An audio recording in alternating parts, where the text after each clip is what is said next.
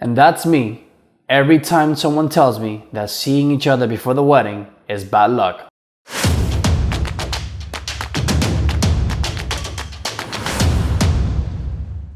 What's up everyone, Alain Martinez here. It's good to see you on this episode where I will break down the pros and cons of a first look. What is the first look, you may be wondering? Well, a first look is when the bride and groom choose to see each other before the ceremony for a number of reasons. And I will break them down for you in this episode.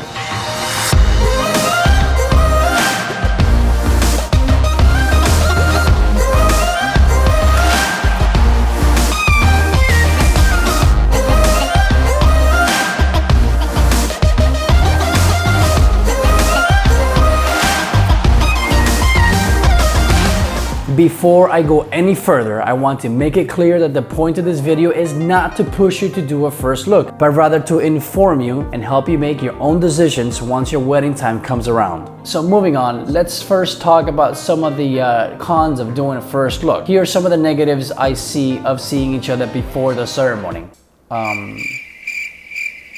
Right, well, that covers that. Let's move on to the positives.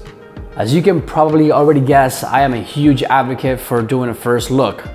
In my 18 years of being a photographer, I have never heard of a bride saying, "We should not have done that."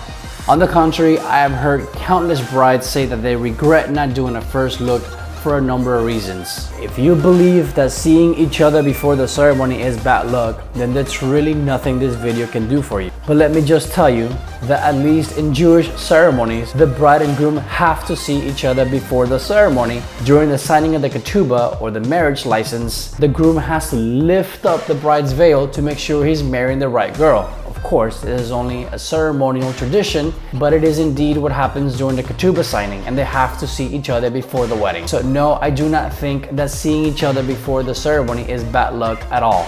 So if we can get past that ancient belief, mostly in Latin cultures, then allow me to break down the positives of a first look in a practical manner for you. First, and of course, what I'm most passionate about, you're going to have a lot more time for portraits. In fact, you're gonna have as much time as you allocate in your timeline for photos. If you do not do a first look, you may end up having as little as 20 minutes for portraits after your family pictures. I'll break that down for you a little bit later. But if you do, you have as much time for pictures as you allocate time within your timeline, and you can walk to different places within your venue and even wander off property if you choose to. If your ceremony is after sundown, then the only way of getting pictures during the day is by doing a first look or doing another session after your wedding. Some people call that a rock the dress or a trash the dress. I'll do a future episode on that later. Most of the weddings that I've done that do a first look, they also do family portraits beforehand. What this means is that the family can now enjoy 100% of the cocktail hour. This will allow you to enjoy your reception 100% because you already got all your formalities taken care of before the ceremony and during cocktail hour. So let me break it down for you in minutes so you understand what's going to happen should you choose not to do a first look. This scenario is for a typical 1 hour long cocktail hour. After your ceremony, the quickest that you'll be able to take the first family portraits is about 10 minutes. After hugging a few people, walking back to your desired picture spot and your family gathering together is going to be at least 10 minutes before your first picture is taken. Now for an average size family, the shortest I've been able to do a family session on has been about 20 minutes. Which makes you down to 30 minutes. This leaves only about 20 practical minutes that the photographer can spend taking photos of the bride and groom, leaving you only 10 minutes for you to see the ballroom and for the photographer to take pictures of the ballroom before the guests are let in. So that's it, that's all you got, 20 minutes. The question is 20 minutes enough pictures for you? I know 20 minutes is not enough for any photographer to get all the creative shots that he envisioned at your wedding. Some brides tell me that it was worth not doing a first look to see his expression for the first time down the aisle. I've done weddings where Navy SEALs and Marines have cried even after doing a first look. And I've done other weddings where the groom has not shown the emotion the bride was expecting even after not doing a first look. When you do a first look, it's actually an intimate moment. Photographers and cinematographers are far away with long lenses, so it's just the two of you for a few moments.